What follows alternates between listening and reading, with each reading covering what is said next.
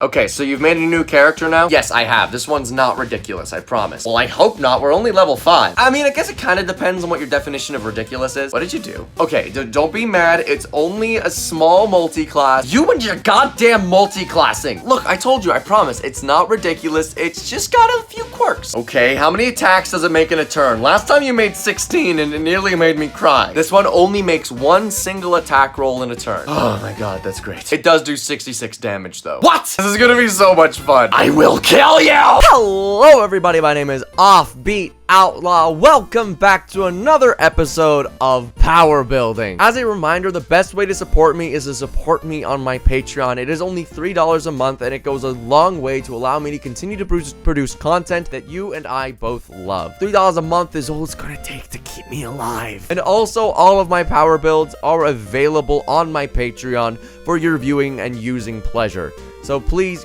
go join it. It really helps a lot with the channel. Today, I've got a very special build for you today. As most of you know, if you're a fan of my channel, you know that I mostly make builds for very high power level characters. Level 20, level 10.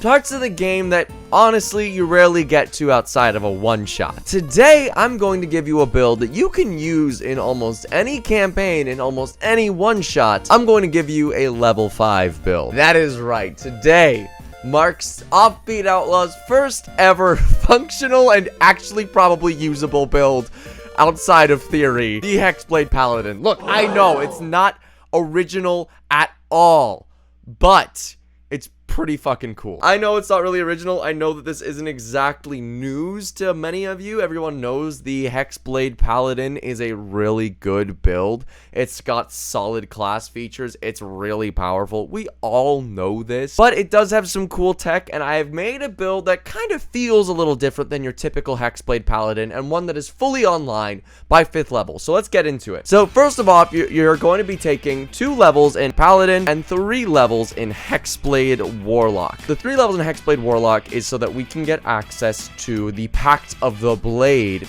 Warlock feature, because we're going to be using a great sword. Now, some people don't know this, but if you are a Hexblade Warlock, it says that you can only use a one-handed weapon. This is unless you, at 3rd level, take the Pact of the Blade feature, which gives you proficiency and the Hex Warrior abilities for any weapon that you conjure using Pact of the Blade, up to and including great swords. This is going to be incredibly useful for us. So, our guy is going to be wielding a great sword with the Pact of the Blade feature. Other things that we're going to be taking advantage of is Hexblade's Curse. As a bonus action, you can curse a target. Damage dealt to them crits on a 19 and a 20, as well as the fact that we deal our proficiency bonus in bonus damage every time we hit the opponent. And also, naturally, we're going to be taking advantage of one of my favorite abilities, Divine Smite. Divine Smite is just great. If you hit the opponent, you can expend a spell slot and do damage. It just makes sense. Now, the more astute viewers among us. I'm not funny. More astute viewers among us will notice that I've got Booming Blade here, and this is where I'm going to tell you guys a little secret. But we'll get back to that, and I'll tell you my secrets a little bit later. Oh, that's not the right attack bonus. But we'll get back to that in a little moment. First, let's go over stats. All of these stats are available using point buy. We are a variant human, so that means we get a +1 and a +1 to 2 different stats. So we start off with a 13 in strength, a 10 in dexterity, a 15 in constitution, but we're bumping that up by 1 with our variant human abilities. We have an 8 in intelligence, 8 in wisdom, and a 16 in charisma. This is to give us more bonuses with our Hexblade weapons. But we are also a variant human. This gives us some really cool tech that we can do with the fact that we have the feat Great Weapon Master from level 1. Now, Great Weapon Master is just sublime. For those who don't know what Great Weapon Master does, if you kill somebody on your turn with a great weapon, you may use your bonus action to do another melee weapon attack. But that's not all it does. The real thing that it can do is if you take a -5 to your attack roll, you may then add a +10 to the damage roll. That is a metric fuckload of damage. Plus 10 on every attack roll is basically like rolling on average a d20 extra on every attack. Plus 10 is a massive amount of damage. And with the amount of damage we're going to be doing in every turn, we're going to be having a lot of modifiers to do a lot of damage in a single turn. All of these pieces are all going to play together in a moment, but first we got to look at a few other things. So next thing we're going to be talking about is our Warlock invocations. Now, Warlock invocations are special abilities that Warlocks get to make up for the lack of spell slots. We are going to be taking the Devil's Sight invocation, which is like just some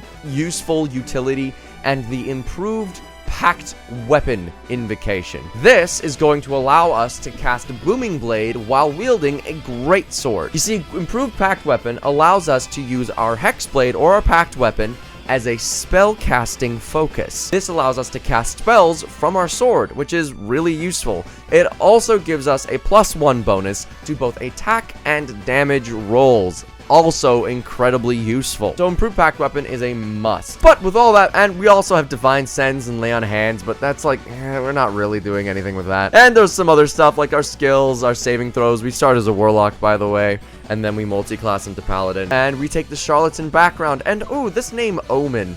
Do we like this name, Omen? I don't know. It's kind of edgy, but I don't like that. I think we should call him, the, every single name I can think of is dirty. Low-level lampoon.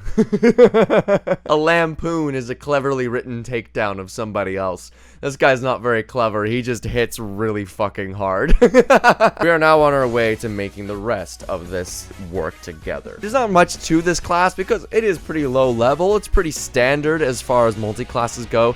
You might be wondering, wait, why aren't we full 5 levels in Hexblade? Aren't our Booming Blades going to be weaker now? No. As fans of my channel know, cantrips level up with your character's overall level. So while we may be only a Paladin 2 and a Hexblade 3, only a 3rd level Warlock, we actually are a 5th level character, meaning our cantrips count as 5th level character cantrips, meaning we're going to be doing the 2d6 plus 1d8 plus 4, you dingus. The reason why I'm changing all these numbers on the fly is because I made this character for already played this character in a one-shot, but we had rolled stats, and I rolled supreme stats, but yeah, point buy still works out really well. Let's check out the spells. For our spells, we have Eldritch Blast, Booming Blade, and Blade Burst. Eventually, we'll be picking up Blade Burst, but you mostly only need Booming Blade and Eldritch Blast. For our spells, we're going to be taking Thunderous Smite, Shield of Faith, Bless, Searing Smite, Detect Evil, and Good. These are mixed with our Paladin spells as well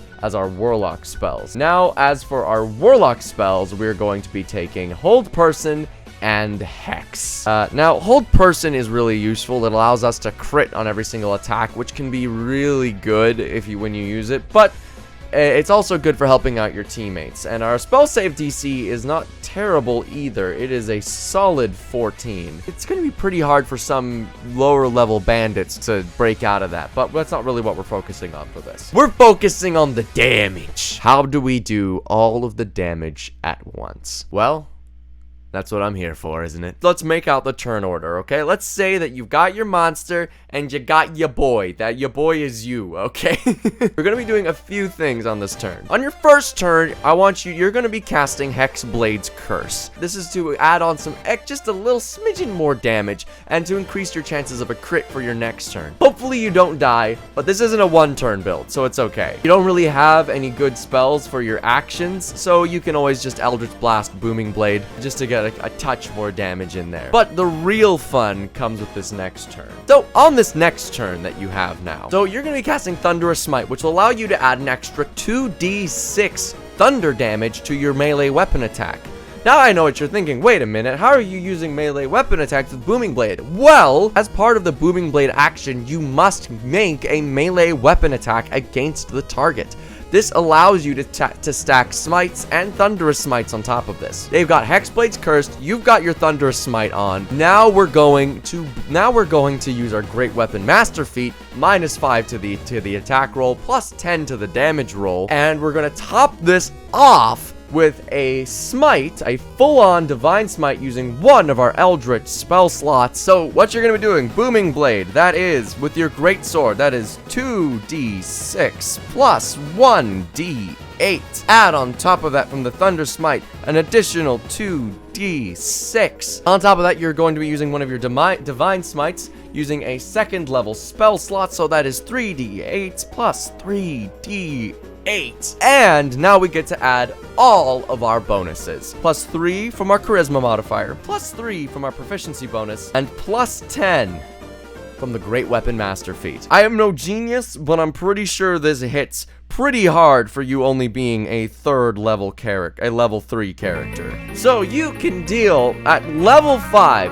4d6 plus 4d8 plus 16, a total of 57 damage with one attack. One single attack. That is only one possible way to do a shitload of damage with this build. Let's say on your last turn, instead of saving Thunderous Smites for this turn, you used Hold Person, and let's just say they failed. This means that you can crit on this attack. So this would then be 2d6 critical hit, 4d6 plus 2d8 plus 3d8, that would be 8d8, including Divine Smite and Booming Blade damage, so that could potentially be 4d6 plus 8d8 plus 16. That allows you to do a potential total of 66 damage.